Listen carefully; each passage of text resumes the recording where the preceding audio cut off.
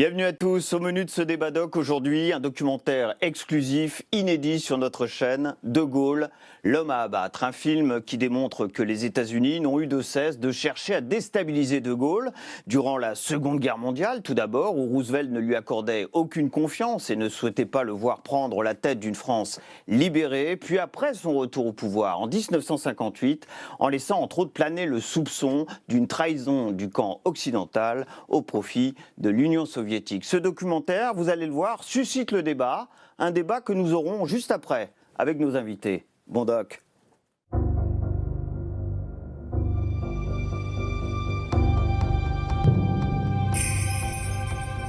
Ce De Gaulle, c'est un apprenti dictateur, c'est pas un démocrate. Lui, il soutient les grands démocrates de Vichy. Roosevelt a décidé de liquider De Gaulle.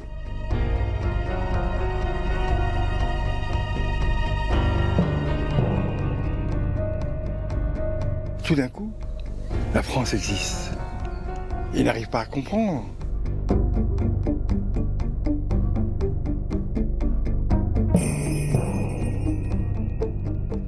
Pour les États-Unis, la France est un empêcheur de tourner en rond.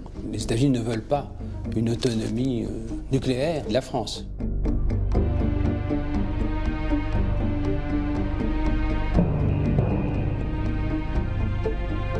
Il va quitter l'OTAN, mais pour s'allier avec le pacte de Varsovie.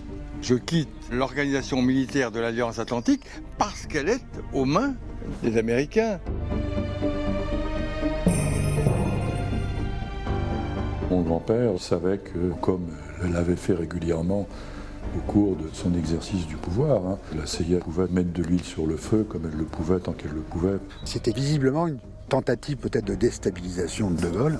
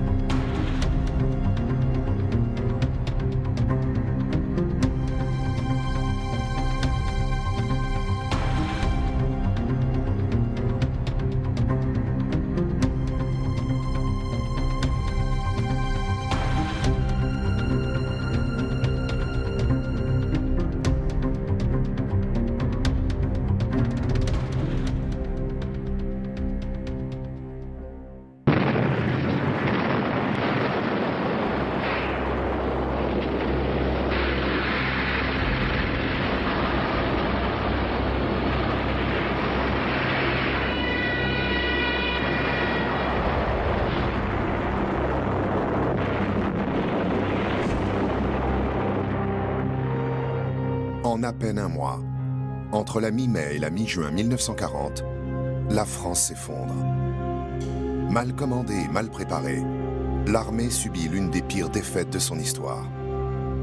À la surprise générale, Hitler anéantit en quelques semaines l'une des plus grandes puissances coloniales du XXe siècle. En dehors de la Grande-Bretagne, il ne reste plus aucune résistance face aux ambitions du régime nazi en Europe. Cette France qui était considérée après la Première Guerre mondiale comme la première puissance militaire, en quelques mois s'effondre. Donc ça, c'est un choc. Ensuite, elle n'a pas le ressaut moral qu'ont les Britanniques, donc la France apparaît comme un pays fini. Aux premières loges de la défaite se trouve notamment Harrison Freeman Matthews, l'ambassadeur des États-Unis en France. Il est l'un des témoins de l'entrée des troupes nazies à Paris et de l'effondrement de la Troisième République. Matthews contribue à montrer à Roosevelt l'état de déliquescence du gouvernement français. Et son influence est importante dans l'idée que Roosevelt se fait que la France est vraiment tombée très bas.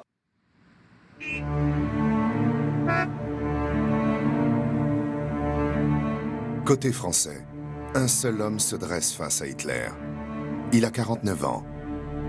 Peu connu, Charles de Gaulle, un général 2 étoiles, et jusqu'au 16 juin, sous-secrétaire d'État à la guerre du gouvernement Reynaud, vient de rejoindre Londres pour continuer la lutte. Nous espérons qu'un jour, une force mécanique supérieure nous permettra d'avoir la victoire l'honneur des Français. Il lance un appel au combat le 18 juin 1940 sur les ondes anglaises de la BBC. Le Premier ministre britannique, Winston Churchill, le reconnaît officiellement comme chef de tous les Français libres le 28 juin suivant. En France, le régime de Vichy est dirigé par le maréchal Philippe Pétain. Il vient de recevoir les pleins pouvoirs de l'Assemblée nationale le 10 juillet 1940. Installé dans la partie inoccupée du pays, le gouvernement de Vichy est officiellement reconnu par les États-Unis du président Franklin Roosevelt.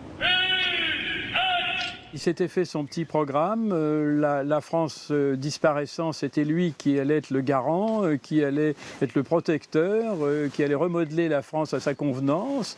Et avec ses relations avec Vichy, il allait servir de guide au maréchal, de protecteur. En témoignage de cette confiance réciproque et en reconnaissance de cette entente, le président Roosevelt envoie une Cadillac au chef du régime de Vichy. Un cadeau qui devient la voiture officielle de Philippe Pétain. Le chef de la Maison-Blanche dépêche également un ambassadeur à Vichy, l'amiral Richard Leahy, qui négocie des accords commerciaux entre les États-Unis et Vichy, est aussi un fervent admirateur de Pétain. Jusqu'à l'entrée en guerre des États-Unis en décembre 1941, il y aura beaucoup de ravitaillement américain qui arrivera en zone libre. Et il y a un ambassadeur qui s'appelle l'amiral Leahy à Vichy, qui est un ami personnel de Darlan, amiral comme lui, donc ils se connaissent depuis très longtemps, qui a une grande admiration pour Pétain, qui est logé somptueusement à Vichy, qui est fourni en bouteille de whisky par Darlan, et qui travaille beaucoup sur l'amitié franco-américaine. Le fournisseur de whisky de l'amiral Leahy est François Darlan, chef de la marine marchande et militaire de Vichy. Il devient chef du gouvernement de Pétain en décembre 1940.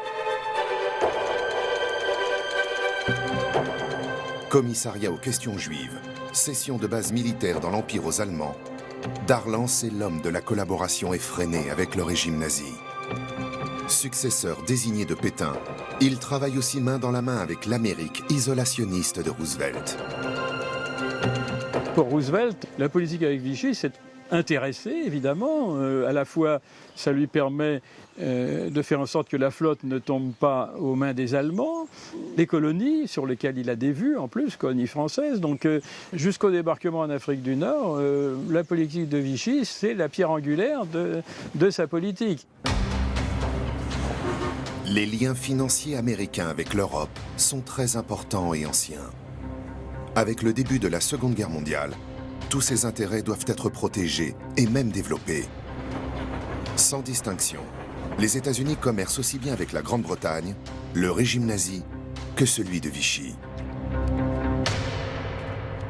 Ce qui les motive, c'est pas du tout la morale, contrairement à ce qu'ils prétendent. C'est pas du tout les grands sentiments, c'est pas du tout la vieille amitié franco-américaine. Tout ça, si j'étais trivial, je dirais qu'ils s'en tapent. Ce qui les a motivés à intervenir, c'est l'argent, c'est tout, c'est tout. Les États-Unis voulaient en France, ce qu'ils avaient bien entendu voulu avant, et finalement que Vichy était particulièrement susceptible d'accorder parce que Vichy était une sorte de gouvernement de rêve. Je dirais que plus les années passaient, plus Vichy était tentant. C'était un gouvernement particulièrement souple. Les entreprises américaines en France, elles ont fait des affaires pendant l'occupation tout à fait conséquentes, tout à fait considérables. Face à une telle combinaison d'intérêts politiques et économiques croisés, Charles de Gaulle, le général inconnu, ne fait pas le poids pour Roosevelt. Le président ne l'apprécie pas. Il y a une détestation initiale, voilà, le général ne lui plaît pas. Et il s'est déjà fait cette idée pratiquement tout de suite, à l'été de 1940, et il n'en démordra jamais. Ce De Gaulle, c'est un apprenti dictateur, c'est pas un démocrate. Voilà, lui, il soutient les grands démocrates de Vichy.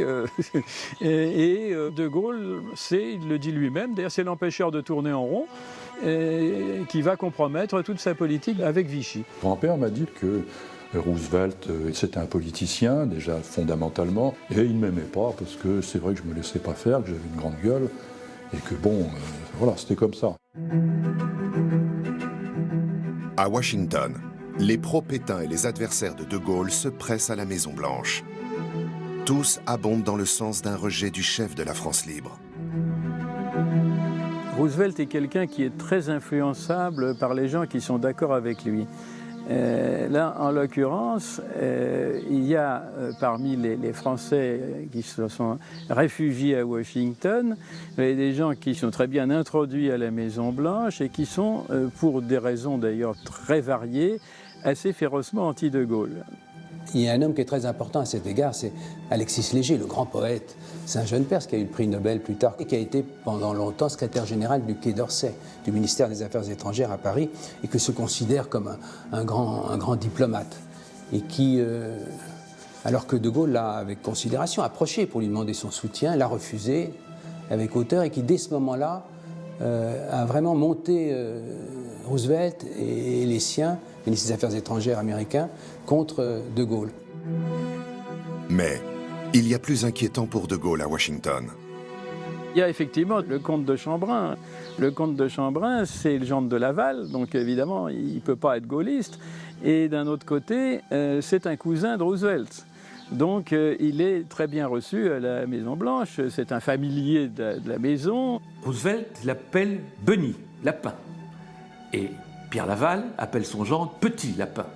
C'est dire s'il y a une espèce de consanguinité. Et il dit exactement à Roosevelt ce qu'il veut entendre. Donc évidemment, c'est très pratique. Un autre homme à ses entrées. Banquier et fin psychologue, Jean Monnet est un homme très apprécié par les milieux politiques et d'affaires anglo-saxons. Monnet a plusieurs casquettes. Il travaille notamment pour le Royaume-Uni comme chargé des approvisionnements de guerre. Jean Monnet ne partage pas, c'est pas de la détestation absolue, mais enfin, il n'aime pas De Gaulle non plus. Hein. Il le voit aussi comme un obstacle à ses propres projets. Et donc, lui aussi, comme les Américains adorent Jean Monnet, ils le connaissent depuis la Première Guerre, etc. Donc là aussi, c'est une influence supplémentaire. Roosevelt se laisse convaincre et se convainc de manière très très très profonde. Lui, l'homme le plus puissant du monde, il a décidé de liquider De Gaulle.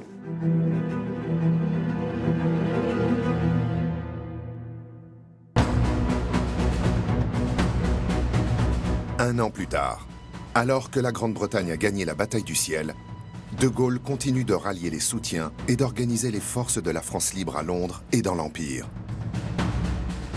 Sur le continent européen, à l'été 1941, l'Allemagne nazie lance une offensive de grande envergure à l'Est contre l'URSS. Les États-Unis entrent en guerre en décembre 1941, après l'attaque meurtrière de Pearl Harbor. Au fil des mois, l'Amérique de Roosevelt réarme massivement. Au début de l'été 1942, les forces américaines préparent une première riposte contre Hitler.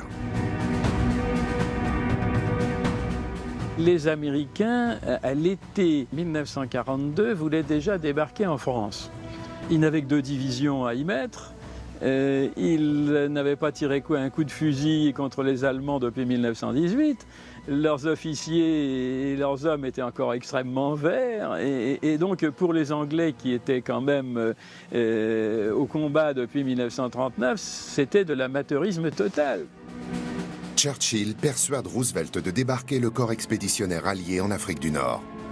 Le plan est de défaire l'Africa Corps de Rommel pour ensuite attaquer l'Italie de Mussolini, l'allié d'Hitler sur le flanc sud de l'Europe.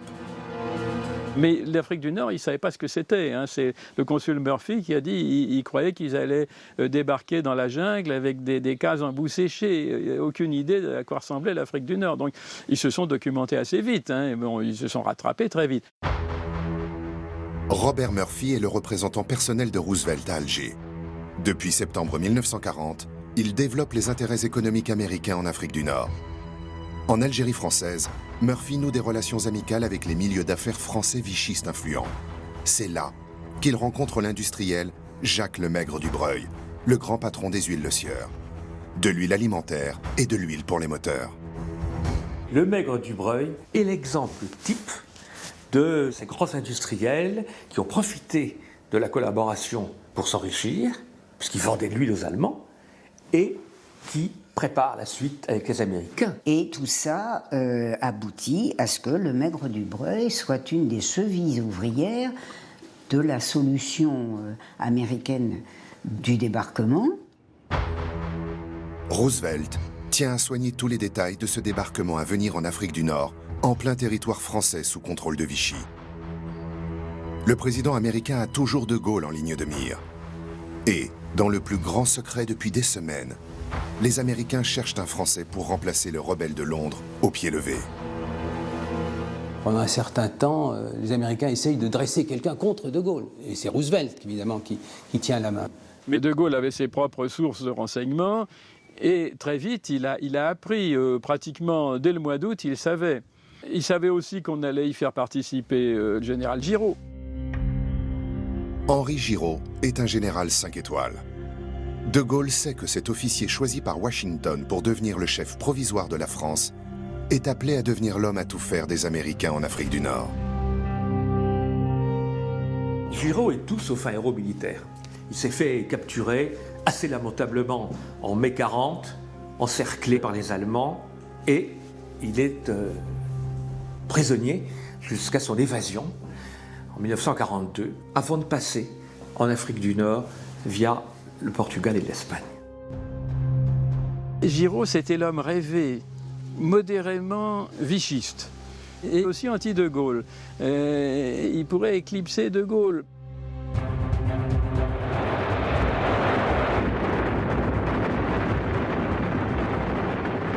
Le 8 novembre 1942, le débarquement anglo-américain a lieu simultanément au Maroc, à Casablanca, et en Algérie, à Oran et Alger. Vichy n'a pas l'intention de laisser les anglo-saxons débarquer dans ces territoires sans combattre. Si Alger tombe facilement en une journée grâce à la résistance locale, les combats sont rudes à Casablanca et à Oran.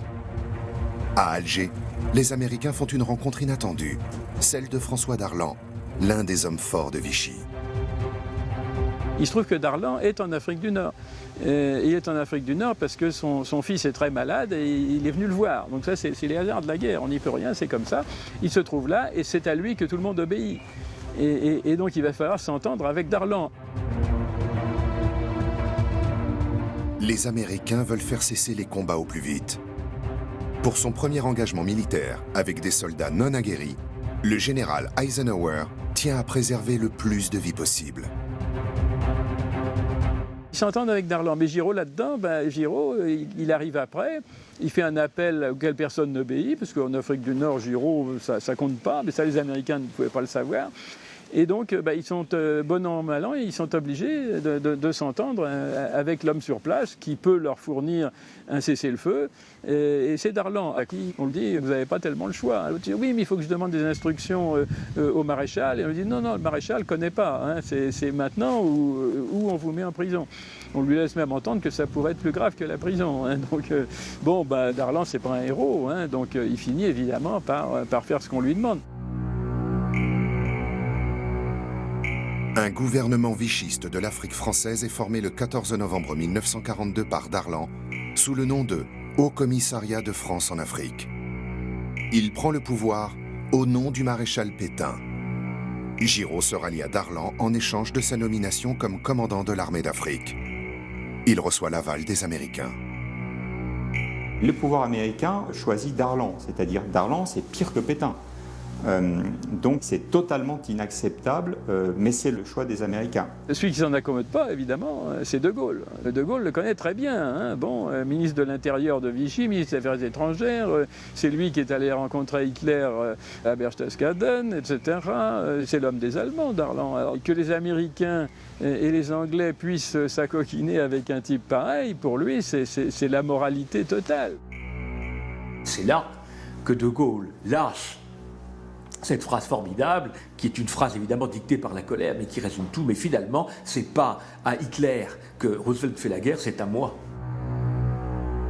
Le Haut Commissariat maintient toutes les lois et mesures d'exception de Pétain, y compris l'internement des résistants déportés par Vichy et les lois anti-juives. Darlan consent des choses absolument stupéfiantes. Il donne vraiment les clés de l'Afrique du Nord aux Américains. Il leur donne le commandement militaire, le commandement civil, le commandement de l'administration. Et donc, sa politique va être une politique vichiste en Afrique du Nord. C'est une métastase de Vichy en Afrique du Nord, couvert par l'homme des Américains, Giraud. Donc c'est une situation un peu aberrante. L'interlude d'Arlan est de courte durée. L'amiral est assassiné le 24 décembre 1942 par un jeune résistant français. Henri Giraud, devenu commandant en chef civil et militaire, maintient la même ligne politique. Il fait arrêter et déporter dans le sud les chefs de la résistance. Ainsi, l'Empire en guerre reste partagé entre deux pouvoirs. Celui d'Alger, soutenu par Roosevelt, et le Comité français de Londres, décidé à restaurer la légalité républicaine. Le 14 janvier 1943, le président Roosevelt arrive en Afrique du Nord. Hommage à ses combattants, il doit aussi sonder l'homme sur qui il a tout misé. Il rencontre Giraud pour la première fois le 17 janvier. Et à la fin de l'entretien, il dit à Churchill, j'ai bien peur que nous nous appuyions sur une planche pourrie. Il est nul comme administrateur, il sera nul comme chef. Le général de Gaulle, qui n'a ni été consulté ni mis au courant du débarquement, arrive en Afrique du Nord le 22 janvier. Il doit empêcher que le pouvoir n'échappe aux combattants de la France libre, seul légitime à ses yeux pour rétablir la République. Pas question d'entente avec les hommes de Vichy. C'est dans cet état d'esprit qu'il rencontre le président américain. Roosevelt n'est pas seul. La première rencontre entre Roosevelt et de Gaulle se passe mal, puisque lors de sa rencontre avec Roosevelt, les rideaux bougeaient et que derrière les rideaux, il y avait des agents de l'OSS. Armé de mitraillettes Thompson calibre 45, et le chef des gardes dit le président nous a dit que c'était un apprenti dictateur, on veut ne courir aucun risque, on attend qu'il essaye d'étrangler le président et on le transformera en passoire. Le général, il avait remarqué, et il dira plus tard, ils me prennent pour l'assassin de Lincoln. La rencontre se déroule dans une atmosphère pesante. Roosevelt lui fait bien comprendre que pour lui, il n'est en aucun cas le représentant de la légitimité française, et encore moins de la légalité française. Pour lui est légal celui qu'il reconnaît, or il a reconnu Giraud. Roosevelt ne concède rien à de Gaulle. Giraud et lui devront s'entendre. Mais de Gaulle a un allié de poids, les circonstances politiques. Le président américain qui brigue un troisième mandat a une échéance électorale l'année suivante. Le problème de Roosevelt, c'était que l'opinion publique, en décembre et en janvier, exigeait que de Gaulle soit mis au premier plan. Et la presse, surtout, la presse qui maniait l'opinion publique. Et donc Roosevelt s'est dit, il faut faire quelque chose de publicitaire pour montrer que j'accepte qu'on remette de Gaulle en selle, même si c'est dans une position subordonnée.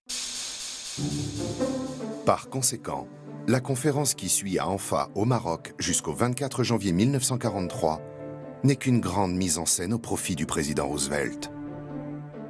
Elle scelle pour la presse et l'opinion l'association des généraux Giraud et de Gaulle. On les oblige à se serrer la main. Magnifique archive, effectivement, parce qu'on voit de Gaulle se déplier très lentement et tendre une main molle au général Giraud.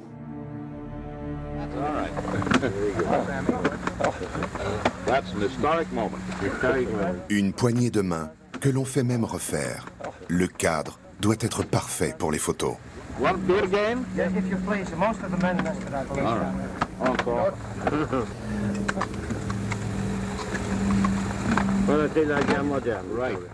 Le président sourit, ça a été fait sous son égide, et donc voilà, c'est le grand protecteur de Giraud et de Gaulle. L'opinion américaine n'a plus qu'à se taire. Et il va pouvoir faire tranquillement, préparer tranquillement sa réélection. Et en même temps, il y a, d'une façon ou d'une autre, il va falloir se débarrasser de Gaulle. Pour cela, Roosevelt dépêche son conseiller spécial, le Français Jean Monnet. Il doit tout faire pour repeindre Giraud en démocrate et le faire triompher de Gaulle. Dans la foulée, au printemps 1943, Roosevelt demande à Churchill en visite à Washington d'arrêter son soutien à de Gaulle. Churchill envoie un télégramme urgent dans ce sens aux membres de son gouvernement. Mais, à ce moment précis, différents événements jouent en la faveur de De Gaulle. Leclerc, qui remonte d'Afrique et qui a gagné, qui s'est couvert de gloire, arrive en Tunisie avec son armée. Il y a une manifestation d'accueil du vainqueur des troupes françaises libres. Et là, il monte à la tribune et il dit « Pour la France, il n'y a qu'un chef et c'est De Gaulle, vive De Gaulle ». Ralliement des forces françaises de Leclerc et à Londres, le télégramme de Churchill est très mal reçu par les membres de son cabinet. Ils répondent à leur Premier ministre « Ce que vous proposez là est totalement impossible pour une douzaine de raisons auxquelles les Américains n'ont même pas commencé à penser. L'opinion publique britannique est pour De Gaulle, le Parlement est pour De Gaulle, la presse est pour De Gaulle, les gouvernements en exil sont pour De Gaulle, le roi est pour De Gaulle. Et, ce que vous proposez n'est absolument pas possible, ça nous fera les pires ennuis. » Enfin, concours de circonstances, au même moment, la résistance intérieure française appuie De Gaulle de tout son poids. C'est Jean Moulin qui va réunir tous les mouvements de résistance, tous les représentants des partis politiques de la résistance, de la droite au Parti communiste, et qui va obtenir la reconnaissance de De Gaulle comme seul chef et comme seul représentant des Français libres. Progressivement, De Gaulle mine l'autorité de Giraud. Le président américain tente alors le tout pour le tout en l'invitant à faire une tournée aux États-Unis. Et Giraud fait une grande conférence et là, il trouve rien de mieux à dire que « Ah ben l'Allemagne quand même, c'est le pays de Luther et Goethe, jusque-là ça va, et le national-socialisme, il n'y a quand même pas que du mauvais ». Et le lendemain, en première page de tous les journaux, Roosevelt lui-même ouvre le New York Times et qu'est-ce qu'il voit? Giraud chante les louanges du national-socialisme. C'est vraiment l'effondrement total. De retour, Giraud s'aperçoit que sa place est prise. De Gaulle a multiplié les ralliements et a affirmé au passage son autorité. Giraud, marginalisé, disparaît totalement du paysage politique et militaire au début de l'année 1944. En parallèle, à l'approche du débarquement à venir en France, De Gaulle s'est secrètement entendu avec le général Eisenhower. Les deux hommes concluent un marché. Eisenhower lui dit « Je ne reconnaîtrai que vous une fois débarqué en France, quelles que soient mes instructions. En échange, vous me garantissez la paix sur mes arrières pour que je puisse aller en Allemagne le plus rapidement possible. » De Gaulle, c'est un politique et un historien. Le nœud de tout, c'est Paris. Celui qui contrôle Paris, il contrôle la France. Et donc il lui dit « Je suis d'accord, mais il faut que vous m'aidiez à arriver à Paris. La France doit être libérée par elle-même. En tout cas, en donner l'apparence. » Mais Roosevelt n'a pas dit son dernier mot. Comme pour les pays pro-nazis, il lance l'opération Amgot. Elle vise notamment dès le débarquement à instaurer une administration américaine pour gouverner provisoirement la France. C'était significatif du mépris qu'ils avaient vis-à-vis de la France, parce que qu'ils l'aient utilisé et imaginé pour l'Italie, qui a été un pays vaincu, on pouvait à l'extrême limite le comprendre, enfin quand même vis-à-vis d'un pays allié, c'est quand même un peu différent. Le chef de la France libre est très bien informé par son service de renseignement. Pour contrer la manœuvre du chef de la Maison-Blanche, il fait préparer une contre-administration issue de la résistance. On va nommer des commissaires de la République.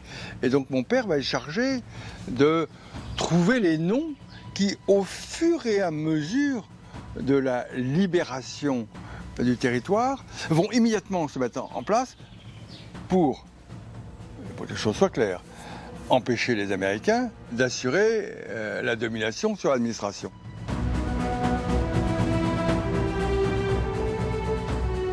L'Amgot prévoit des préfets américains, mais aussi une nouvelle monnaie calquée au format du dollar sur laquelle ne sont même pas inscrits les mots République française. Pour De Gaulle, c'est l'insulte suprême, parce que les attributs de la souveraineté depuis 20 siècles, c'est de pouvoir battre monnaie. Hein? Si quelqu'un bat monnaie à votre place, vous lui êtes subordonné, vous n'êtes plus rien. De Gaulle débarque finalement sur le sol français le 14 juin 1944. Ses premiers déplacements en Normandie ne laissent planer aucun doute. Le général est bien l'homme que les Français attendent. Devant cette évidence, Roosevelt, qui ne le reconnaît toujours pas comme le représentant officiel de la France, consent à l'inviter à Washington au début du mois de juillet. L'idée qu'on pourrait lui reprocher de ne pas avoir misé sur l'homme qui risque d'être l'homme fort au moment de la libération de la France, ça peut lui coûter beaucoup de voix. Donc il a fait le calcul des voix que ça allait lui coûter, il s'est dit « Oh là, ça peut être embêtant, ça va donner des ailes à mon concurrent, il faut faire quelque chose ». Et le quelque chose, évidemment, c'est de recevoir De Gaulle.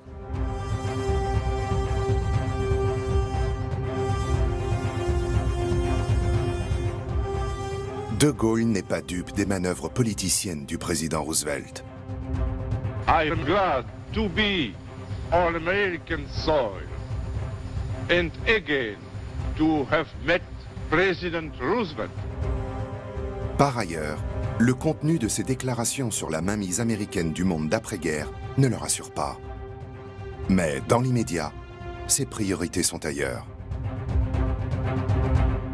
De Gaulle repart quand même avec une très très grande méfiance. Il se dit les Américains, on en a besoin, mais ils vont nous faire les pires ennuis en Indochine, en Afrique, ailleurs. Et donc, évidemment, il voit bien tout ce que ça peut faire après la libération. Mais bon, son problème immédiat, c'est quand même de pouvoir charmer suffisamment les Américains pour que Roosevelt se soit obligé d'équiper au moins au minimum les armées qu'il va lever.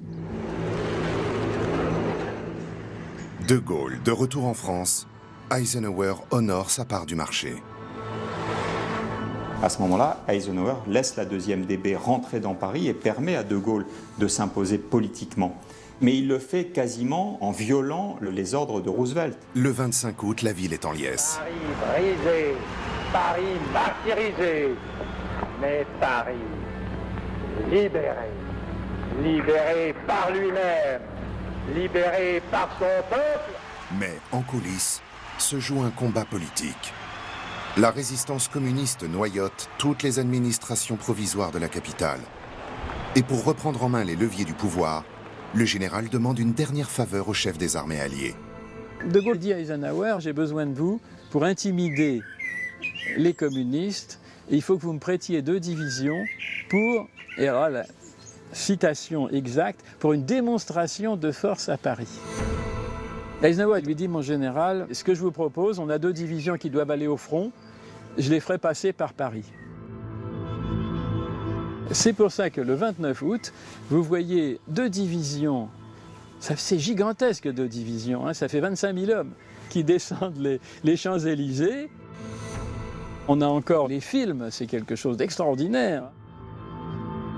Alors, est-ce que ça a vraiment impressionné les communistes sur place? On ne le saura jamais. Mais ce qui est sûr, c'est que ça a impressionné Staline. Un Staline impressionné. Et Roosevelt, qui se retrouve être le seul chef d'État occidental à n'avoir toujours pas reconnu De Gaulle. Au moment où il sait que De Gaulle prépare un voyage en Union soviétique, et il se dit, c'est pas possible, on ne peut plus être les derniers à le reconnaître. Le monde entier l'a reconnu. Réponse de Gaulle, le gouvernement français est satisfait qu'on veuille bien l'appeler par son nom. Il ne pouvait pas faire autrement, quoi. On n'a pas à remercier. De Gaulle ne nourrit aucune illusion envers le chef de la Maison-Blanche. D'ailleurs, alors que les troupes françaises viennent de libérer Strasbourg, on demande au chef de la France libre de venir aider à contrer la dernière offensive allemande dans les Ardennes. De Gaulle a d'autres plans en tête. Il sait que l'épisode suivant, c'est la conquête de l'Allemagne. Or, les Alliés n'ont pas prévu de zone d'occupation française. Et De Gaulle veut la conquérir lui-même. Et donc il sait que s'il abandonne Strasbourg, il n'aura plus aucun point d'appui pour passer en Allemagne et conquérir la zone d'occupation sans laquelle la France ne pèsera pas dans le concert international. Mais, pendant que De Gaulle sécurise la place de la France dans le monde d'après-guerre, l'administration de Roosevelt avance ses pions en Afrique du Nord.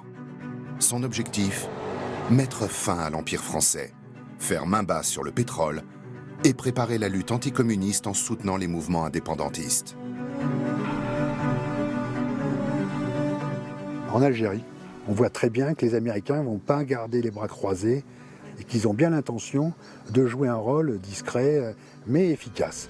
L'objectif des Américains, c'était quand même de faire de l'Afrique du Nord une sorte de base militaire, je dirais, et économique contre l'Union soviétique. Et donc, effectivement, ils aidaient au niveau d'armement.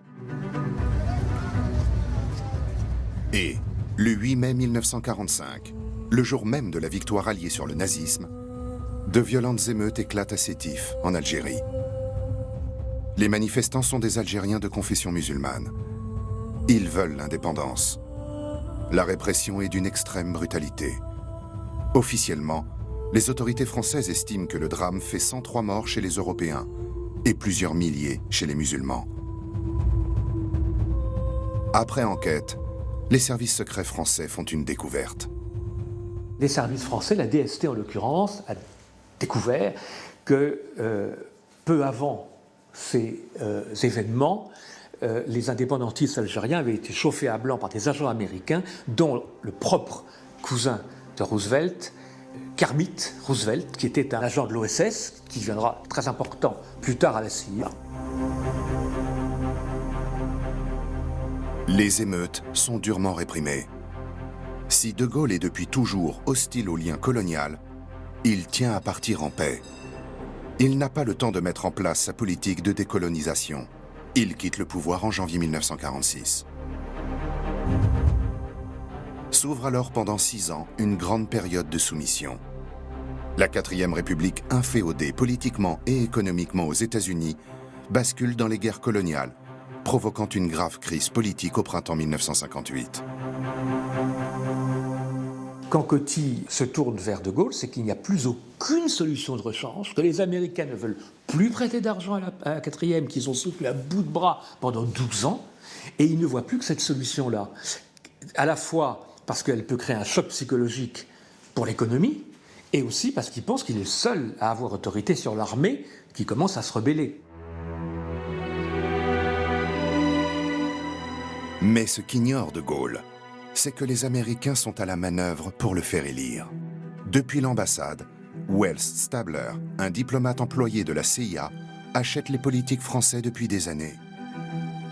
Pour cette élection, il met en place un stratagème avec Guy Mollet, le patron de la SFIO, le Parti socialiste, pour faire investir De Gaulle président du Conseil le 2 juin 1958. Eisenhower craint beaucoup un coup d'État communiste et demande à la CIA d'aider au retour du pouvoir de Gaulle. Et comment la CIA va le faire? C'est tout à fait extraordinaire. Et ça montre la porosité entre les intérêts américains et la classe politique française en demandant à une partie du groupe SFIO, socialiste, de voter l'investiture à De Gaulle.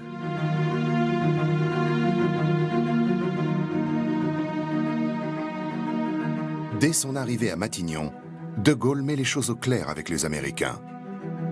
Au secrétaire d'État John Foster Dulles, qui lui rend visite, il explique ses vues sur une politique souveraine de la France qui abrite notamment le siège de l'OTAN et de nombreuses bases militaires américaines. Quand De Gaulle arrive au pouvoir en 1958, ça va de pair avec une défense des intérêts français et donc une opposition à tous ceux qui cherchent à la mettre en cause. Donc les Américains vont être naturellement, spontanément, à partir de 1958, des adversaires, des nouveaux concurrents de Gaulle et de ses partisans au pouvoir. Ils s'étaient habitués tous à ce que la France n'existe pas. Tout d'un coup, la France existe. Ils n'arrivent pas à comprendre. En parallèle, la guerre s'intensifie en Algérie, mobilisant de plus en plus d'hommes de l'armée régulière et d'appelés. C'est dans ce cadre que le Premier ministre Michel Debré lance une enquête secrète auprès de ses services sur les moyens dont dispose le FLN, le Front de Libération Nationale Algérien. Les Américains ont fait apporter tous les soutiens qu'on imagine au FLN. L'argent. Et on s'aperçoit que le financement américain du FLN provient d'ailleurs avec un cheminement assez simple, des banques suisses et notamment de l'Union des banques suisses, l'UBS. Tout le monde jouait contre la France. Il y avait le consul américain en Algérie qui quasiment s'affichait. Il y avait le président de la chambre de commerce locale. Un homme joue un rôle considérable en Algérie. Il s'agit d'Irving Brown. Issu du milieu syndical américain, c'est un agent de la CIA. Depuis la fin de la Seconde Guerre mondiale, il est le représentant pour toute l'Europe de l'AFL-CIO, la Fédération américaine du travail. L'AFL-CIO, la Fédération des syndicats américains, très liée à la CIA, a aidé financièrement et même a armé les maquis algériens et notamment le FLN. C'est un fait certain dont la DST de l'époque était parfaitement avertie. Devant la montée en puissance de la guerre et l'impasse de la violence, De Gaulle soumet le destin de l'Algérie à un référendum le 8 janvier 1961. 75% des votants répondent oui à l'indépendance.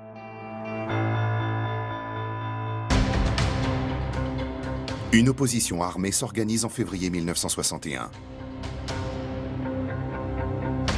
Dans la foulée, une poignée de généraux tente un putsch à Alger en avril 1961. Et là, maintenant, on va tout faire pour limiter son pouvoir, le déstabiliser. Alors, puisque l'affaire essentielle est l'affaire d'Algérie, c'est le FLN, puis ça va être l'OAS. L'OAS, c'est-à-dire l'organisation de l'armée secrète, a été l'incarnation, le bras armé du refus d'une grande partie des Européens d'Algérie d'accepter l'idée même de l'indépendance. C'est à ce moment-là que les États-Unis opèrent un changement de politique en Algérie. De Gaulle ne tient pas compte de leurs intérêts. Il décide alors de miser sur l'OAS, une organisation terroriste anticommuniste et pro-Algérie française. Et on va voir arriver, de même qu'on avait vu arriver du soutien des dollars dans les caisses du FLN, du soutien des dollars par les sociétés écrans dans les caisses des gens de l'OAS. Le trésor de l'OAS, c'était pas rien. Il y avait beaucoup de fonds secrets qui transitaient notamment par l'Espagne. Financement, camp d'entraînement en Espagne, armements divers. L'important soutien américain à l'OAS provoque une réaction française. Le chef de la CIA, en poste à Paris, qui s'appelait Ulmer, a été dégagé pour ça. C'est que le gouvernement français, l'Élysée en particulier, a considéré qu'il s'était beaucoup trop engagé dans certaines opérations dans l'entourage des gens de l'OAS. Et donc ils ont demandé son rapatriement aux États-Unis. Françaises, Français, je vous ai exposé déjà les motifs... Finalement, les accords de paix d'Évian sont signés le 18 mars 1962. Ils mettent fin à 7 années et 5 mois de guerre en Algérie. Au sujet de l'Algérie. L'OAS, jusqu'aux boutistes, tente d'assassiner De Gaulle et sa famille à plusieurs reprises pour stopper le processus de paix.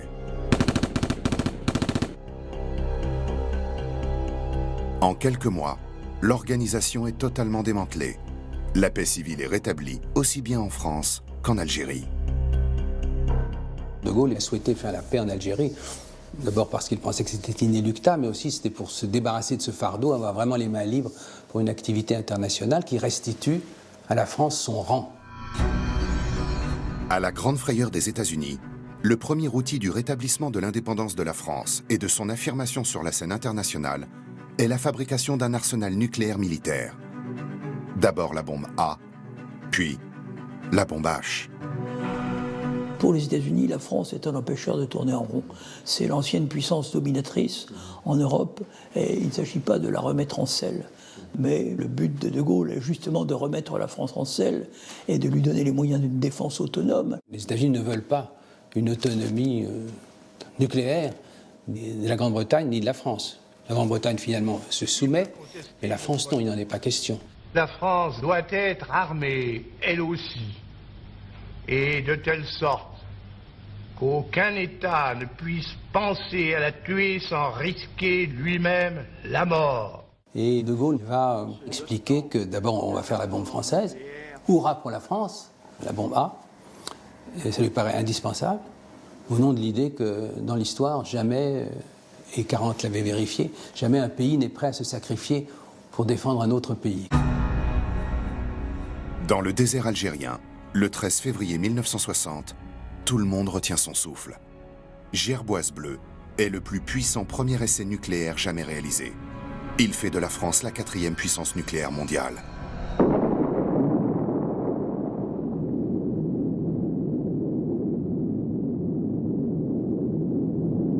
À minuit, 1h du matin, mon père était Premier ministre, mon père nous réveille. Il met ses enfants à moitié endormis et il dit « Mes enfants, la France est devenue indépendante. La France est rentrée dans le club des grandes puissances. Elle a réussi sa première explosion atomique. » Alors que le président Kennedy respecte la volonté gaullienne de redonner à la France son rang, son vice-président et successeur a une vision du monde radicalement opposée. Johnson arrive et là, tout ce qui avait pu être débloqué à la fin du mandat Kennedy s'est rebloqué, et s'est rebloqué, je dirais, au centuple. Des directives très précises ont été données aux grandes entreprises américaines pour ne plus vendre de technologie, et notamment informatique, aux Français. Le nouveau chef de la Maison-Blanche veut à tout prix empêcher la France d'acquérir la technologie lui permettant de fabriquer la bombe H. Lyndon B. Johnson est sous l'influence d'un maître espion de la CIA. Spécialiste de la guerre secrète contre l'Union soviétique, James Jesus Ingleton est le tout-puissant chef du contre-espionnage américain. Ingleton, c'est un homme qu'on appelle le fantôme gris, qui ne se montre jamais, car il est gris couleur de muraille. On ne lui connaît qu'une passion, ce sont les fleurs, et encore pas le jardinage, parce qu'il prendrait le risque de se couper, c'est les fleurs sur son balcon. Voilà, et les orchidées. Mais ça ne va pas plus loin. C'est la seule passion qu'on lui connaisse. Et Ingleton, il a une obsession. Faire passer De Gaulle, non seulement pour quelqu'un de dangereux et d'irresponsable en matière internationale, mais pour un authentique agent soviétique. Ingleton retourne des agents de toute nationalité. L'un d'eux, Philippe Thiraud de Vaujoli, est le responsable du service de documentation extérieure et de contre-espionnage français, le SDEC aux États-Unis. C'est l'agent de liaison français Thiraud de Vaujoli, un agent du SDEC, installé à Washington, que Ingleton a phagocyté et a fait grosso modo un de ses agents. C'est un transfuge, c'est rare, mais c'est un transfuge français vers le camp américain. Il a organisé le cambriolage par les services spéciaux d'Ingleton qui arrivaient, et Ingleton lui-même est entré dans l'ambassade de France. Et ils ont eu des choses sur le chiffre français, sur les mots de passe, sur des codes, sur des câbles ultra secrets qui étaient envoyés. Entre-temps, Ingleton a mis la main sur un autre espion transfuge soviétique. Anatoly Golitsyn, major au KGB, est chargé de planification stratégique.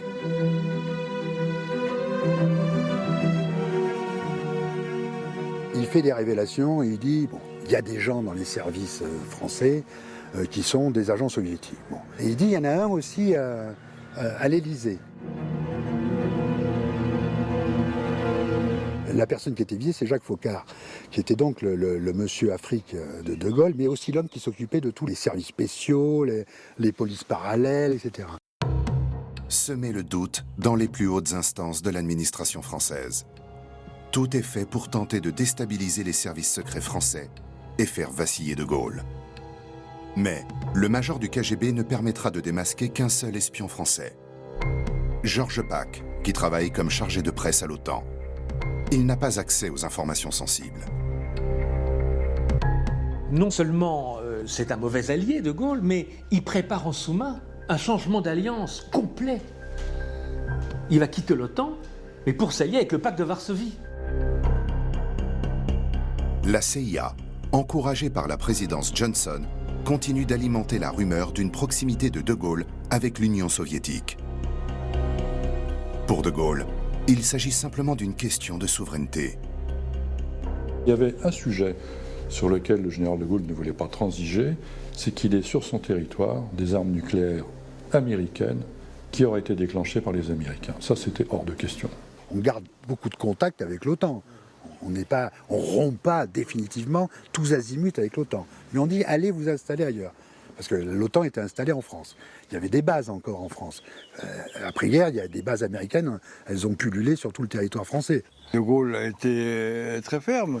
Je quitte l'organisation militaire de l'Alliance Atlantique parce qu'elle est aux mains des Américains. Je refuse l'armée européenne parce que c'est mettre l'armée française sous le commandement américain. Je ne vais pas accepter l'organisation militaire de l'Alliance Atlantique qui consiste là à décider à la place de la France.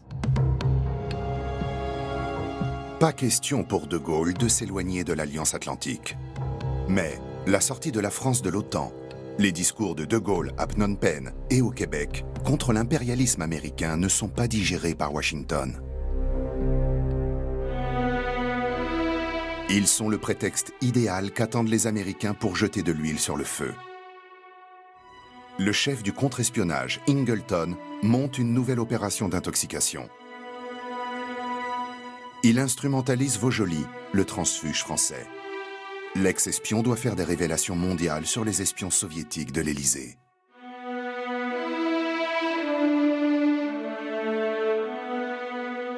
Vaujoli écrit ses mémoires qui paraissent d'abord aux États-Unis, ils sont traduits immédiatement au Canada, et donc le livre explique que De Gaulle est un agent soviétique, qu'il y a une taupe à l'Élysée, et les bonnes feuilles du livre sont présentées dans Life Magazine, 9 millions d'exemplaires, avec une couverture extraordinaire, qui est une photo de Vaujoli pris de dos. Does the word topaz mean anything to you? What is topaz? Le département d'État américain cofinance également un film de fiction. Le scénario est celui de l'espion français. Le réalisateur est la référence mondiale du thriller d'espionnage. Story of espionage in high places. Alfred Hitchcock, qui traverse une mauvaise passe financière, accepte le projet. Au casting de Topaz en anglais, Leto en français, Philippe Noiret et Michel Piccoli. C'est l'histoire d'un président de la République qui est une taupe et qui sacrifie ses meilleurs agents, qui sacrifie l'amitié franco-américaine en faveur de l'Union soviétique. L'opération internationale est lancée au tout début de la crise de mai 68. Le calendrier n'est pas anodin. Ça arrive à un moment peut-être opportun pour les Américains qui veulent, lucir un peu la planche. C'était visiblement une tentative peut-être de déstabilisation de Gaulle, qui d'ailleurs va être déstabilisé là concrètement par mai 68, et la crise sociale, universitaire, etc., et la crise politique que ça va engager, y compris chez lui, parce qu'il va intérioriser cette histoire et il va décider à moyen terme de quitter le pouvoir. Pendant les événements de mai 68, les États-Unis déploient un important dispositif de renseignement. La CIA infiltre tous les collectifs étudiants. S'agit-il seulement d'une simple collecte d'informations ou d'une tentative de déstabilisation? C'est pas impossible qu'en 68, il y ait beaucoup de gens qui considéraient que c'était peut-être l'occasion aussi de se débarrasser de De Gaulle et de pousser des pions, parce qu'il ne s'agit pas simplement de pousser De Gaulle, il faut avoir une alternative. Pousser De Gaulle pour le plaisir de pousser De Gaulle, ça n'a pas beaucoup de sens en politique. Je veux dire, voilà, si vous n'avez pas le type à qui vous allez soutenir, le machin, le truc, etc. Parce que la CIA a suivi les événements, là aussi, c'est comme pour l'OS, il fallait se tenir informé, avoir des gens partout. Si De Gaulle a écrit sur mai 68 dans ses mémoires, il n'y fait aucune mention des États-Unis pendant cette période. Pourtant, quelques mois avant sa mort, il s'est confié à ses petits-fils. Il leur a notamment révélé un secret sur l'un des leaders de la crise étudiante qui, s'il était avéré, en dirait long sur les pratiques américaines en France. J'ai entendu mon grand-père nous expliquer qu'il savait que la CIA, évidemment, comme elle l'avait fait régulièrement au cours de son exercice du pouvoir, de mettre de l'huile sur le feu comme elle le pouvait, tant qu'elle le pouvait, parce que l'intérêt des Américains était d'affaiblir le général de Gaulle. Je ne dis pas de le décaniller, mais de l'affaiblir, de façon à ce qu'il soit moins présent sur la scène internationale. Il savait que la CIA finançait, il nous avait donné le nom, hein. Il dit par exemple c'est la CIA qui finance Sauvageau. Bon, voilà, sans donner des éléments particuliers de démonstration et de preuve, mais je l'ai entendu. Difficile de mettre en cause les informations émanant d'un homme comme De Gaulle. Mais ni la CIA, ni la famille Sauvageau n'ont souhaité s'exprimer. De Gaulle quitte le pouvoir sur un revers politique intérieur le 28 avril 1969. Il part non sans s'être finalement réconcilié avec le pays, qui lui a tant mené la vie dure depuis 1940. C'est surtout grâce à Richard Nixon, président nouvellement élu des États-Unis en novembre 1969. L'entente entre les deux hommes qui se connaissent depuis les années 1950 est totale. Elle le sera jusqu'au décès de Charles de Gaulle, en novembre 1970.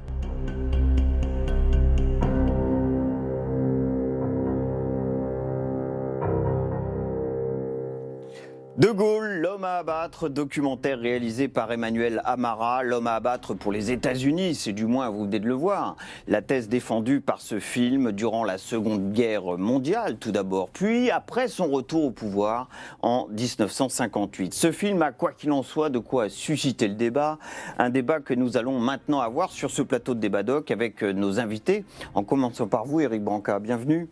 Nous sommes très heureux de vous recevoir, vous êtes historien et journaliste et vous avez été conseiller historique sur ce documentaire lui-même inspiré de votre ouvrage publié aux éditions Perrin, intitulé « L'ami américain ». Puis en face de vous, André Caspi, bienvenue à vous André Caspi, vous êtes historien, spécialiste de l'histoire des États-Unis, ancien directeur du Centre de recherche d'histoire nord-américaine. Alors Éric Branca, c'est vrai qu'il suscite débat ce film. C'est pas votre film, vous n'avez pas réalisé, vous avez été, je l'ai dit, conseiller historique.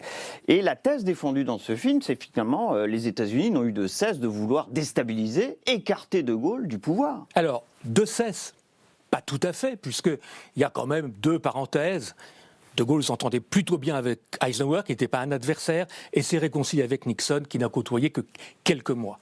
Mais c'est vrai que pendant toute la période, De Gaulle a posé un problème aux Américains. Les Américains avaient un problème avec De Gaulle, alors que De Gaulle n'avait pas de problème avec les Américains.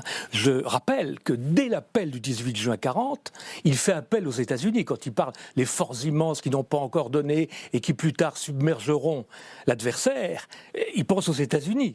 Et donc, il se tourne vers eux d'emblée. En revanche, le moins qu'on puisse dire est que Roosevelt, étant entouré de gens plutôt favorables à Vichy, n'a pas joué le jeu d'emblée et que les choses sont mal parties tout de suite et ne se sont arrangées que rarement et épisodiquement. Alors, les Américains avaient un problème avec De Gaulle et De Gaulle n'en avait pas avec les Américains. Vous êtes d'accord avec ça ?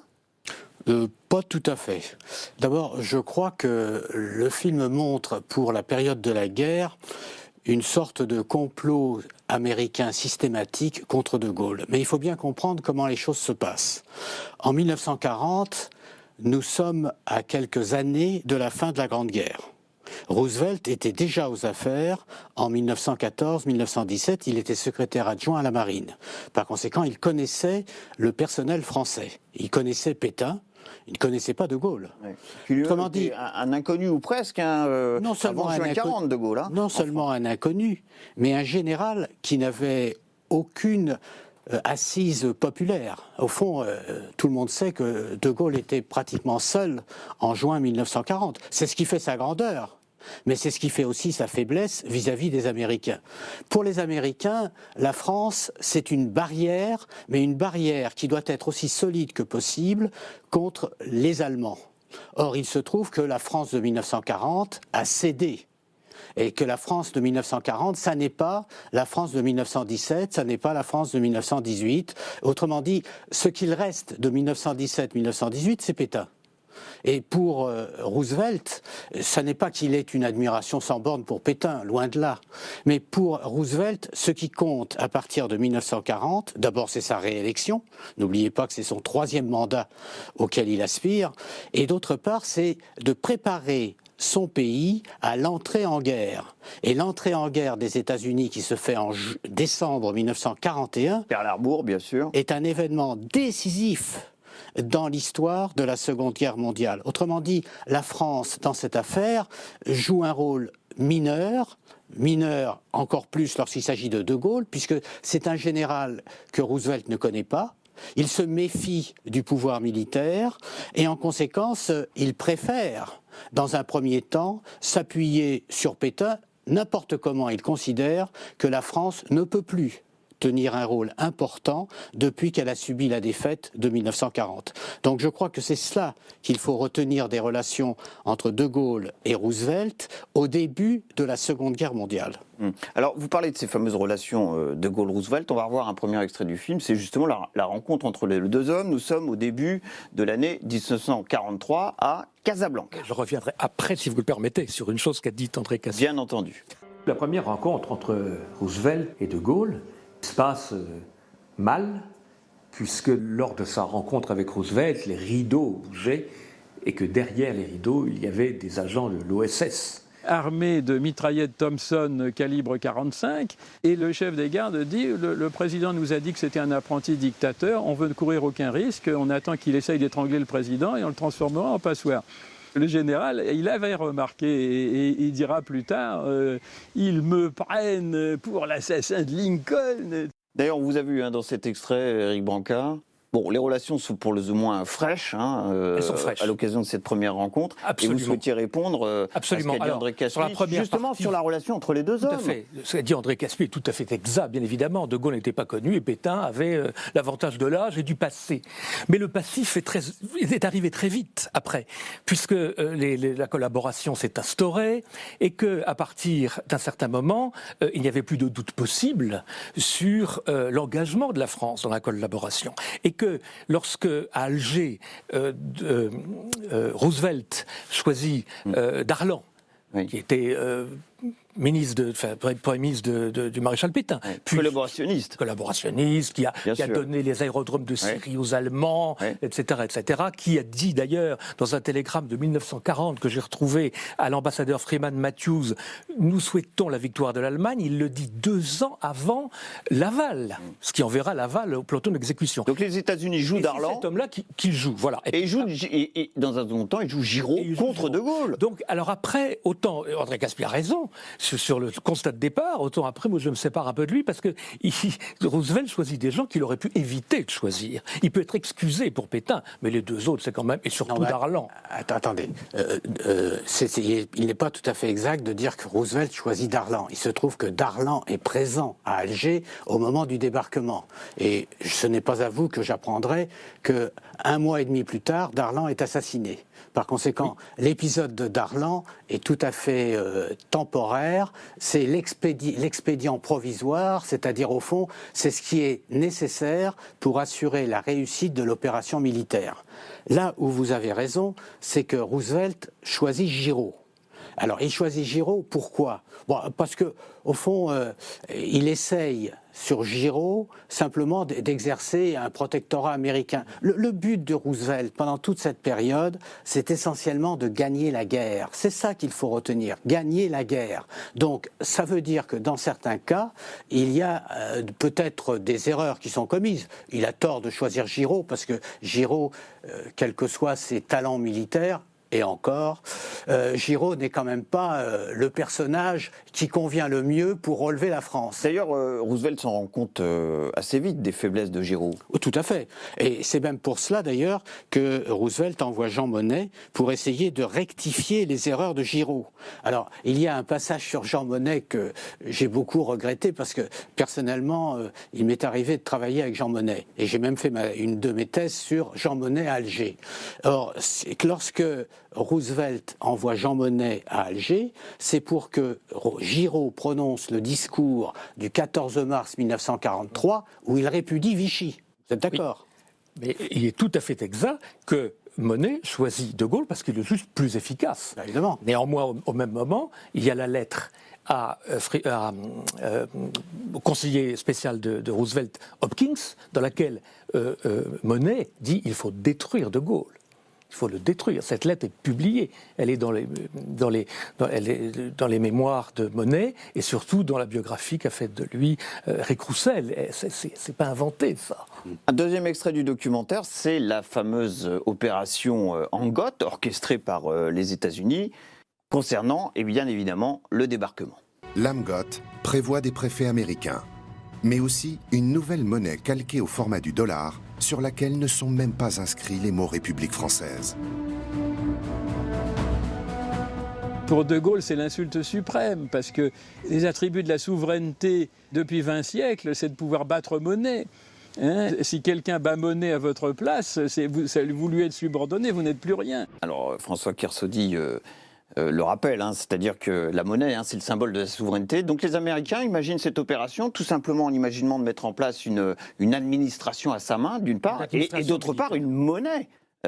Qui serait, j'imagine, dirigée également par les Américains. Voilà, et qui n'est gagée sur rien, ce qui irrite beaucoup De Gaulle, en plus des symboles qu'a rappelé Kersaudy. Et De Gaulle n'a pas été mis au courant de ce débarquement, dans les détails en tout cas. Par les services secrets de la France libre, à Alger, et notamment par quelqu'un dont on parle beaucoup dans le documentaire qui s'appelle Thiraud de Vaujoli, qui est devenu d'ailleurs, qui est passé ensuite du SDEC, des services secrets français, directement à la CIA, mais qui a été paradoxalement celui qui a averti le gouvernement d'Alger de ce qui se préparait. Et d'ailleurs que le nommé Thiraud de Vaujoli trouvait ça tout à fait normal. Ça ne le choquait pas. De Gaulle n'a pas trouvé ça normal. Et comment De Gaulle torpille-t-il en réalité cette opération? C'est une course de vitesse absolument extraordinaire qui est un véritable roman, puisque au moment où les Américains débarquent, les commissaires de la République qui ont été désignés à Londres par Michel Debré vont surgir du maquis et prendre la place des préfets de Vichy, mais aussi essayer de le faire quelques minutes avant que les Américains n'arrivent avec leur valise de billets. Alors voilà. C'est une véritable OPA qu'orchestraient les États-Unis au moment du débarquement sur la France, peut-être même au-delà sur l'Europe, mais en tout cas sur la France avec cette opération Angote. Oui, vous avez tout à fait raison. C'est une opération qui est inqualifiable et que l'on a beaucoup de difficultés à défendre, donc je ne la défendrai pas. Mais ce qu'il faut retenir simplement, c'est que pour les Américains, ce qui compte avant tout, et je l'ai déjà dit plusieurs fois, c'est l'opération militaire. C'est-à-dire il faut réussir le débarquement, il faut assurer la sécurité des troupes lorsqu'elles seront sur le territoire français, mais il est évident qu'il n'est pas dans les intentions de Roosevelt de remplacer le franc par cette monnaie de papier ou cette monnaie inventée qui devrait circuler. C'est simplement une monnaie qui est faite pour assurer le fonctionnement des autorités militaires. C'est-à-dire qu'on est toujours dans la même optique. Et d'ailleurs, c'est la raison pour laquelle Eisenhower n'a pas protesté là-dessus. C'est-à-dire qu'Eisenhower n'a rien dit, parce que pour Eisenhower, c'est la sécurité. On apprend aussi dans ce documentaire que Roosevelt tarde énormément à reconnaître De Gaulle comme chef du gouvernement provisoire français à la Libération. C'est ça, vous comprenez, c'est pour une raison très simple. C'est-à-dire qu'au fond, à partir du moment où Roosevelt comprend qu'il a tort, il a beaucoup de mal à sortir de son entêtement. Ça, c'est évident. Il ne faut pas le nier. Mais encore une fois, imaginez ce que peut être le souci d'un président des États-Unis en 1944. Alors, il y a d'abord le souci intérieur, parce que Roosevelt se présente pour la 4e fois à un mandat présidentiel. Mais il y a surtout le souci de gagner la guerre. C'est ça qui est important. C'est pas De Gaulle. De Gaulle, au fond, à partir du moment où la France est libérée, c'est l'affaire des Français de régler tout cela. Mais pour Roosevelt, l'essentiel, c'est de gagner la guerre. Et en 1944, on ne peut pas dire que la guerre soit gagnée. Elle est gagnée progressivement. C'est ça qui fait la différence. Donc je crois que l'optique française est trop centrée sur la France et pas assez sur les conditions générales du conflit, qui est un conflit mondial. Et c'est Harry Truman qui la finira, cette guerre, dans le camp américain. Relation entre Truman et De Gaulle, est-ce que les relations franco-américaines s'améliorent ou on est sur la même tonalité? Pratiquement inexistante. Ils n'ont pas le temps. Voilà, exactement. Ils n'ont pas le temps parce que Truman devient président le 14 avril 1945, De Gaulle quitte le pouvoir en janvier 1946, donc franchement, entre-temps, il y a d'abord la bombe atomique, ensuite il y a la conférence de Potsdam. Ouais. Bon, autrement dit, vous savez, faut quand même pas mettre la France au centre des débats. La France joue un rôle important surtout entre 1914 et 1918, mais elle le joue beaucoup moins en 1945, et c'est grâce à De Gaulle, d'ailleurs, qu'elle reprend une partie de son rang.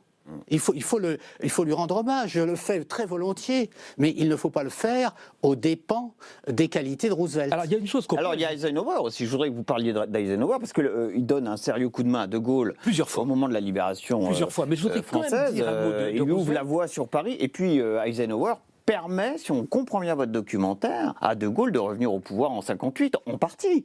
Il y est favorable, en tout cas, à ce retour au pouvoir en 58. C'est une autre histoire. Alors, mais je voudrais finir sur Roosevelt quand même, 2 secondes si vous le permettez.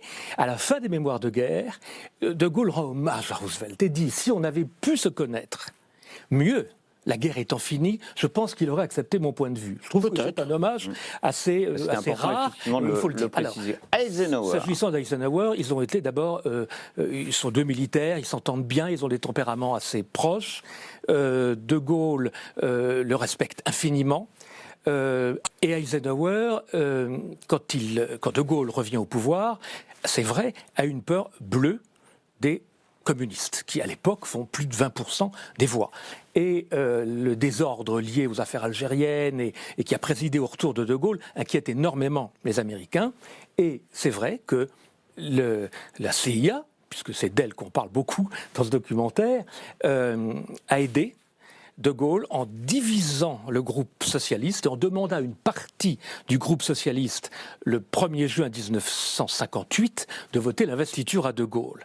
Et c'est en même temps assez troublant puisque on sait tout ça par des archives déclassifiées, notamment des témoignages formidables qui sont des témoignages oraux qui ont été réunis par l'Institut d'histoire orale du département d'État qui a interrogé tous les témoins de l'époque. Et il y en a un qui, en 1990, s'appelle Wells Stabler. Wells Stabler était numéro 3 de l'ambassade américaine à Paris, raconte qu'il invitait les gens à déjeuner et qu'il avait des hommes politiques français et qu'il avait des relations fiduciaires avec certains. Et le même, qui va demander à la moitié du groupe socialiste de voter l'investiture à De Gaulle, demandera ensuite à beaucoup d'autres de voter contre lui et de s'y opposer. Alors vous évoquez la CIA. Oui. Elle est beaucoup évoquée dans ce documentaire, notamment à l'occasion de la guerre d'Algérie. Et vous nous dites des fonds secrets, effectivement, financent d'une part, dans un premier temps, les indépendantistes, autrement dit le FLN en Algérie, puis dans un second temps, l'OAS, autrement dit les partisans de l'Algérie française. Tout cela est vrai, André Caspy ? Écoutez, moi je ne peux pas vous dire si c'est vrai pour ou si déstabiliser c'est faux, De Gaulle, bien sûr. Je vous avoue franchement que je ne suis pas membre de la CIA. Ouais. Mais ce que je sais, c'est que ça ressemble un peu, vous savez, à ce que diffuse actuellement une sorte de plateforme qui s'appelle QAnon, c'est-à-dire il y a des complots partout. Alors l'histoire se résume à une sorte de série de complots. Moi je ne crois pas. Je ne crois pas que les complots l'emportent dans l'histoire. Je pense qu'il peut y avoir des complots, bien entendu, mais dans l'ensemble, il y a des intérêts de la part des puissances. La puissance américaine n'a pas intérêt en 1958 à ce que la France se délite et passe aux communistes. Puisque, en effet, comme on vient de le rappeler, les communistes font entre 20 et 25% des voix.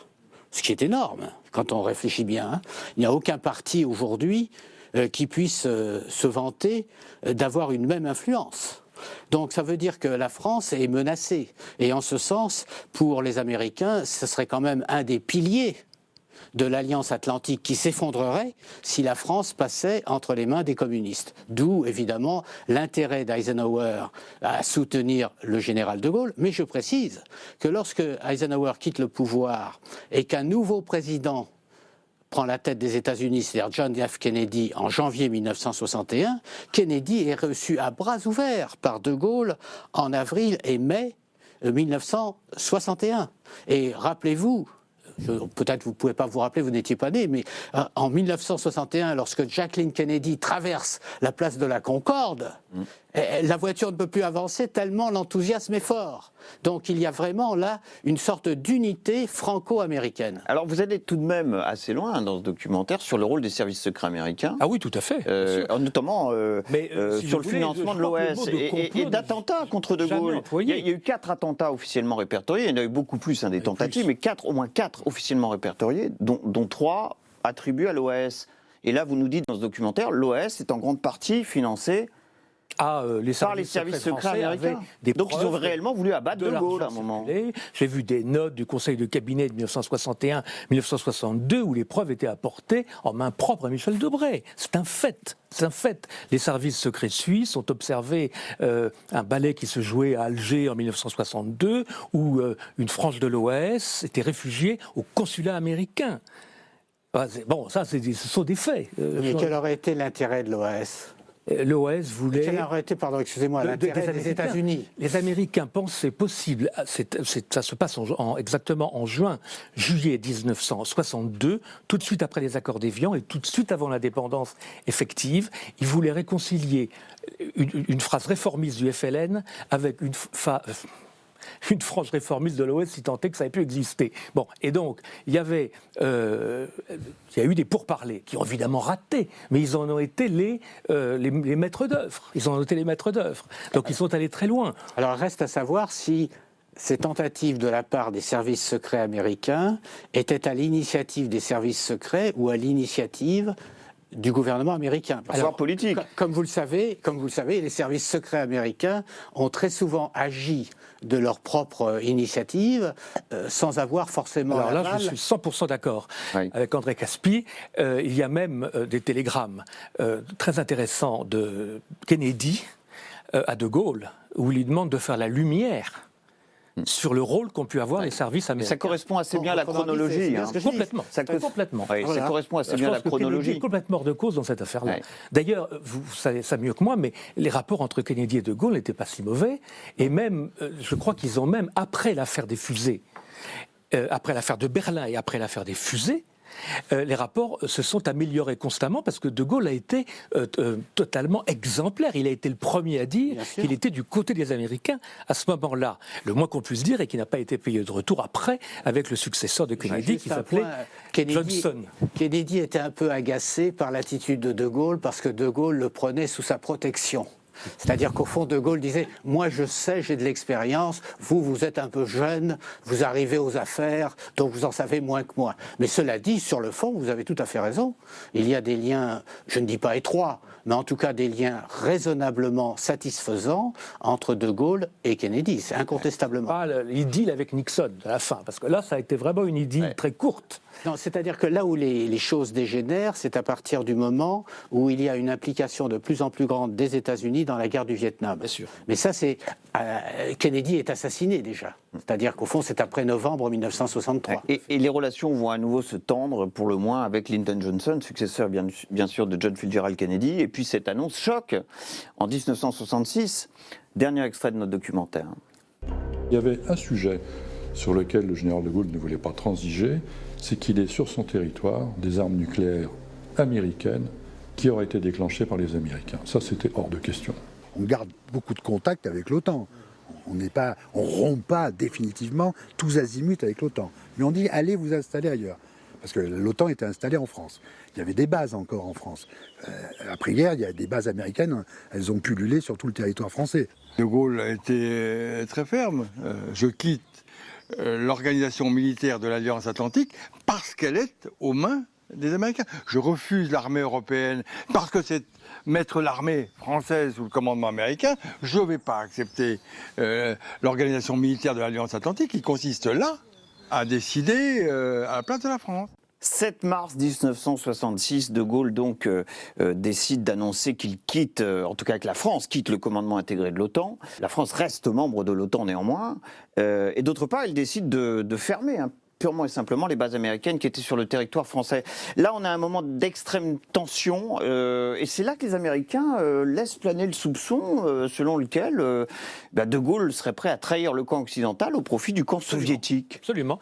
Alors, la question est que la rupture, et André Caspi le sait très bien, n'a pas été totale. Puisque des moyens de communication sont restés, les oléoducs sont restés qui alimentaient les troupes américaines basées en Allemagne, et même la couverture aérienne a été assurée. Donc on a fermé les bases de l'OTAN, on n'a pas rompu absolument, nous sommes restés dans le cadre de l'Alliance Atlantique, membre de l'Alliance Atlantique. Oui. Et là aussi, Ça, les services c'est un secrets américains jouent un rôle qu'on pourrait qualifier d'assez pervers en laissant planer ce soupçon de trahison du camp occidental. Bien sûr. Alors ça, c'est l'affaire du fameux film d'Hitchcock, Leto, qui est tiré des mémoires de Tiro de Vosoli, dont je parlais tout à l'heure, et qui laisse planer le doute sur l'existence d'une cellule soviétophile à l'Élysée. Et tout part des confessions, entre guillemets, d'un défecteur soviétique qui s'appelait Golitsyn, qui est passé aux États-Unis en 1960 et qui a promis aux Américains des révélations. Alors il a effectivement dénoncé un espion soviétique qui était Georges Pack, qui travaillait à l'OTAN. Il ne travaillait pas à l'Élysée, il travaillait à l'OTAN, Georges Pack. Il donnait des plans aux soviétiques, ça c'est certain, mais il promet aussi d'autres noms qu'il ne donne jamais. Et le psychiatre de la CIA, qui s'appelait Dittinger, a longtemps interrogé le nommé Golitsyn et a dit au numéro 2 de la CIA, de James Angleton, il ne faut pas continuer à écouter ce que dit ce personnage, c'est un grave paranoïaque. André Caspi, le fait que la France décide de quitter l'OTAN sous l'égide de De Gaulle, ça a été un choc. Est-ce que Lyndon Johnson a cru un instant que la France allait bel et bien trahir le camp occidental au profit du camp soviétique? Je pense que Lyndon Johnson ne devait pas être très préoccupé par ce qui se passait en France. Parce que autant Roosevelt songeait avant tout à gagner la guerre, et il avait parfaitement raison, autant Lyndon Johnson était complètement engoncé, englué dans la guerre du Vietnam. C'est son souci primordial. Et non seulement la guerre du Vietnam, mais entre 1965 et 1967, la société américaine éclate de toutes parts. Il y a des manifestations dans des centaines de villes. Ce que l'on voit aujourd'hui n'est rien par rapport à ce qui existait dans les années 60. Donc Johnson n'est pas fait pour la grande politique internationale. Il est fait avant tout pour régler des problèmes intérieurs, c'est-à-dire la réaction à l'encontre de la guerre du Vietnam et comment arrêter cette espèce de déluge de manifestations qui encombre les États-Unis. Mais d'un autre côté, il faut dire que la décision de De Gaulle est brutale. Ça veut dire quand même qu'il y a une rupture entre les États-Unis et la France, et une rupture qu'il est difficile d'accepter du point de vue américain, même si du point de vue français, on peut à la rigueur la comprendre. Mais ça veut dire que pour les Américains, c'est une sorte de trahison de la confiance que l'on pouvait avoir dans un pays qui joue un rôle important, d'autant plus important ce pays, que le général de Gaulle est à sa tête, et qu'en somme, la France relève la tête. Ça n'est plus simplement la France abattue de 1940, c'est pas la France convalescente de 1945, c'est une France qui désormais tient les rênes de son avenir et souhaite reprendre sa place dans le monde. Et le symbole d'ailleurs de cette stratégie gaulliste, c'est la bombe H qui intervient en 1868. André Caspi a tout résumé, il a donné la véritable raison de la sortie de l'OTAN. C'est que la bombe atomique et le fait que la France rejoue un rôle sur la scène internationale était incompatible avec le maintien dans une organisation où on n'avait pas le dernier mot. C'était pas possible. Mais simplement, je serais d'accord, nous serions d'accord tous les deux d'ailleurs, il n'y a aucune raison que nous soyons en désaccord, mais je serais tout à fait d'accord avec vous si vous ne mettiez pas systématiquement en avant les aberrations, les projets, les hypothèses des services spéciaux. Parce que toute l'histoire des relations entre les États ne repose pas uniquement sur les services spéciaux. Je suis complètement d'accord avec vous. Il n'empêche qu'il y a eu des manipulations qui ont été attestées par les Américains eux-mêmes dans leurs documents déclassifiés. Ils ne sont nulle part inventés. Et j'ai été très prudent tout à l'heure et je le maintiens. Je suis sûr qu'il était pour rien, en tout cas pas pour grand-chose dans tout ça. Je pense au contraire que Johnson l'encourageait. Parce que Angleton, le numéro 2 de la CIA, qui est resté pendant près de 13 ans, parce que les directeurs ont beaucoup valsé, il y avait un type qui s'appelait Angleton et qui était vraiment le directeur opérationnel de la CIA, et il était très proche de Johnson, lui, très proche. Et puis les relations vont se normaliser avec, vous l'avez dit, Richard Nixon, sur un laps de temps très court, puisque Nixon arrive au pouvoir au moment où De Gaulle s'en va. Il arrive en janvier, le 20 janvier, et De Gaulle s'en va en avril. Mais c'est plus qu'une normalisation, il y a l'ébauche d'un changement de pied des Américains. C'est-à-dire que Nixon est l'héritier d'Eisenhower. Absolument. Parce que Nixon était le vice-président d'Eisenhower, donc il saute, Nixon, par-dessus la parenthèse démocrate. Les républicains sont favorables à De Gaulle, beaucoup plus que les démocrates. Et ça sera le mot de la fin. Vraiment un grand merci à tous les deux d'avoir participé à ce débat doc aujourd'hui, consacré, vous l'avez compris, aux relations entre De Gaulle et les États-Unis. Vos réactions, ça sera sur #débatdoc, bien sûr sur Twitter. Rendez-vous à tous et à toutes pour un prochain débat doc. Même place, même heure, avec son documentaire et son débat. À bientôt.